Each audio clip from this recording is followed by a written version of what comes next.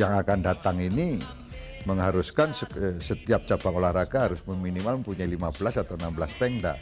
Sedangkan squash baru mempunyai 9 pengda saat ini. Jadi di dalam tempo 3 tahun ini paling tidak kita harus punya 7 pengda baru.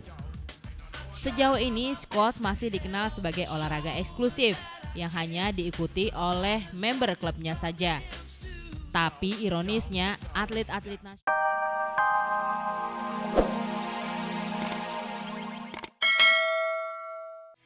olahraga. Halo mania raket semua, apa kabar? Saya Desi Ilsanti kembali lagi di hadapan kamu semua untuk memberikan cerita-cerita menarik yang sudah terangkum dalam acara Raket Mania. Pada edisi kali ini kita punya gosip di balik kegagalan tim DKI di PON yang lalu.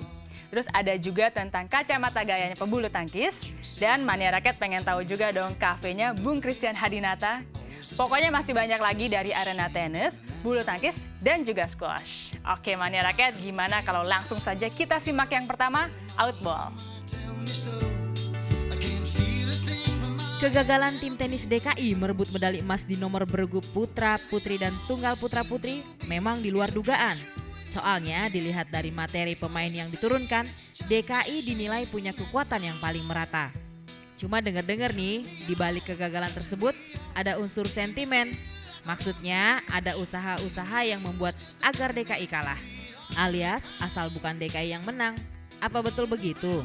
Banyak sekali cobaan-cobaan ya, saya bilang yang kita alami. Terus terang aja, waktu kita juga mulai diawali dengan technical meeting, saya terus terang di sini bisa bicara bahwa semua protes-protes atau semua keberatan yang kita ajukan ditolak.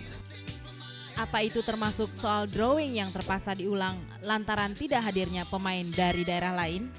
Tapi untuk saya, kalau tidak turun dalam beregu, tidak usah bermain, tidak boleh bermain dalam perorangan. Nah, sistem itu memang tidak ada peraturannya. Nah, itu memang kelemahan. Sehingga harus terjadi redraw dalam perorangan. Karena pada saat-saat tertentu, pada saat pertandingan harus dimulai, pemain tersebut tidak datang. Kalau soal itu, yang terganggu kan nggak cuma pemain DKI aja, tapi nggak salah juga kok kasih masukan untuk kemajuan tenis tentunya. Saya tidak akan mengkambing hitamkan dan tidak akan pernah mengkambing hitamkan orang. Bahwa kebetulan memang tim DKI kalah, kita terima. Kita ingin maju. Bahwa tolong kesampingkan antara pribadi, masalah-masalah pribadi dengan masalah-masalah yang kita harus memban, yaitu tugas-tugas untuk anak-anak terutama. Kita kesampingkan itu demi kemajuan tenis khususnya. Mania raket, ini bukan gosip loh. Kalau mantan pebulu tangkis yang menjabat Direktur Pelatnas di PBSI, Bung Christian Hadinata, kini punya profesi baru dan tongkrongan baru pula. Yuk kita mampir ke kafe cangkirnya. Mania raket, kali ini kita mau ngajak kamu mampir ke kafe cangkir di kawasan Panglima Polim, Jakarta. Di kafe inilah Christian Hadinata menghabisi waktu senggangnya. Maklum, kafe yang dibuka sejak Desember tahun lalu memang milik istrinya Oke, patungan modal bareng adiknya Wike dan Adet. Diberi nama Cangkir sebab dulunya mereka bertiga pernah bisnis cangkir-cangkir impor. Nah, Oke menekuni usaha ini di samping buat menyalurkan hobinya membuat kue, terutama juga buat bantu-bantu keuangan rumah tangganya. Apa yang dilakukan oleh istri saya ini dengan membuka usaha seperti yang kita lihat ini memang ya total juga ya, sangat membantu lah ya.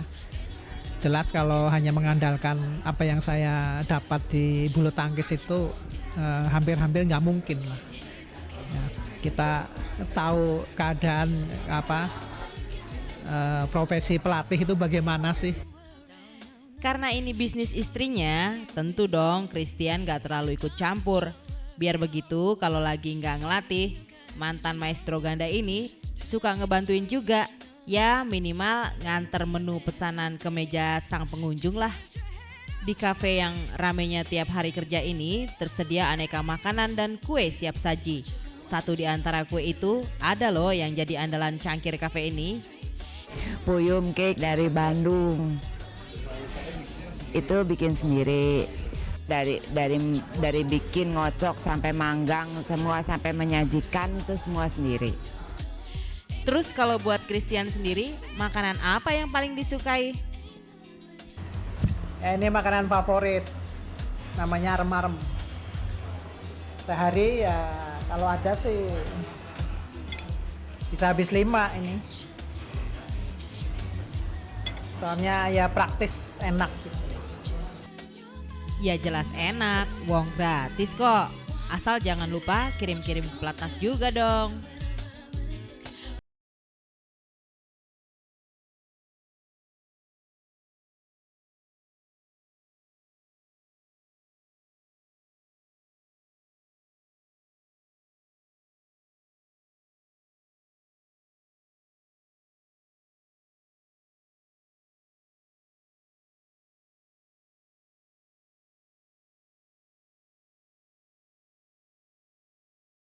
Mania Rakyat jangan kaget loh kalau sebentar lagi di sekolah kamu nggak cuma ada olahraga basket atau voli, tapi bakalan juga ada squash.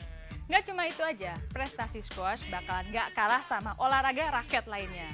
Itu tekad Ketua Umum PB Squash yang baru, yang bisa disimak di rubrik Poin dan diikuti laporan dari bulu tangkis dan juga tenis Wimbledon. Squash memang belum sepopuler olahraga raket lainnya seperti tenis dan bulu tangkis. Tapi Ketua Umum PB Squash Indonesia yang baru, Bondan Gunawan, sangat yakin dalam beberapa tahun ini squash mampu mensejajarkan diri. Keseriusan, semangat, dan keyakinan ini membesarkan hati para pencinta squash di tanah air. PR pengurus lama untuk memasyarakatkan squash khususnya ke sekolah-sekolah segera dijalankan. Di samping terus membina atlet-atlet nasional untuk go internasional dan pembentukan Pengda baru. Dalam jangka secepatnya karena pon yang akan datang ini mengharuskan setiap cabang olahraga harus minimal mempunyai 15 atau 16 Pengda. Sedangkan squash baru mempunyai 9 Pengda saat ini. Jadi di dalam tempo 3 tahun ini paling tidak kita harus punya 7 Pengda baru. Sejauh ini squash masih dikenal sebagai olahraga eksklusif yang hanya diikuti oleh member klubnya saja. Tapi ironisnya atlet-atlet nasional prestasinya justru mandek lantaran persoalan dana dan pembinaan. Karena itu di dalam kepengurusan yang akan terbentuk paling lambat Agustus mendatang, benar-benar orang pilihan yang punya komitmen tinggi. Yang nomor satu yang saya usahakan ya jangan sampai pengurus squash ini lebih populer dari atletnya lah. Itu yang terjadi di olahraga manapun kan di Indonesia. Nah, sehingga dengan demikian ya saya tidak menuntut atlet. Atlet ini sudah berprestasi kok masih dituntut, masih diminta berkorban gitu. Ya mari tingkatkan prestasi. Nah, dengan begitu pengurus ini hanya melakukan manajemennya saja, tidak untuk cari popularitas dan macam-macam. Sebagai orang baru di squash, Pak Bondan nampaknya cukup optimis menghadapi segala kemungkinan kendala termasuk dana. Apalagi sudah dapat dukungan dari Pengda-Pengda. Dan saya melihat beliau memang betul seorang pemimpin dan insya Allah apa yang beliau janjikan kepada kami bisa dibuktikan di kemudian hari dan kami sebagai pengurus daerah siap membantu beliau. Oke deh, kalau begitu Rakyat Mania juga mengucapkan selamat bertugas Pak Bondan.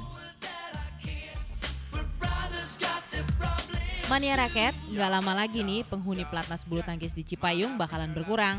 Pasalnya, pertengahan bulan ini PB PBSI akan mendegradasikan beberapa pebulu tangkisnya. Sekarang ini nama-nama itu udah ada di kantong bidang pembinaan, tapi belum boleh dipublikasikan. Yang pasti, pemain yang kena degradasi dinilai dari berbagai segi. Pertama, ada seleksi, tapi juga perjalanan dia di dalam proses pembinaan selama berada di sini. Jadi yang kedua dan yang ketiga, evaluasi dari pelatih dan bidang pembinaan kedepannya itu masih bisa apa tidak. Lingkungan pelatnas Cipayung itu yang diharapkan dapat berprestasi ke depan. Itu kan namanya pelatnas, bukan penampungan sosial, ya repot dong. Jadi buat pemain yang masih muda usia, kalau bisa nunjukin peningkatan prestasi setelah kena degradasi, masih bisa dipanggil kembali ke pelatnas. Sementara buat mereka yang udah berumur, PB PBSI janji nggak bakal menelantarkan nasib dan karir mereka. Kita nggak boleh lepas begitu, kita urus. Ini yang repot. dia mau kemana, ya, lalu kelanjutannya ada yang ke luar negeri, ada yang jadi pelatih, ada yang mau sekolah, ada yang menjadi sparring. Ini harus kita lengkapi. Jadi PBSI itu tidak mau ya habis lalu udah nggak kepake dibuang gitu ya. Nah, janganlah gitu. Itu artinya kena degradasi bukan berarti kiamat buat berkarir. Moga-moga aja bukan janji surga. Lapangan tenis Kemayoran mulai Senin besok bakal rame lagi. Turnamen tenis internasional Women Circuit dan Men Future seri ketiga dan keempat digelar sampai tanggal 30 Juli mendatang. Petenis nasional yang masuk babak utama 3 orang, Irawati Murid, Lisa Andriani, dan Muki Rasih. Sedangkan petenis junior seperti Angelique Wijaya dan Dea Sumantri harus melewati babak kualifikasi. Raket Mania kudu dateng loh kasih dukungan, soalnya lawan-lawannya cukup berat, seperti Wang Iting dari Cina Taipei dan petenis Thailand Banyamas. Selain itu ada juga dari Argentina, Swiss, Korea, Jepang, Jerman, dan Yugoslavia. Saya akan coba di satellite ya, saya coba tahun lalu kan saya dapat juara kalau nggak salah. Jadi saya akan coba pertahankan.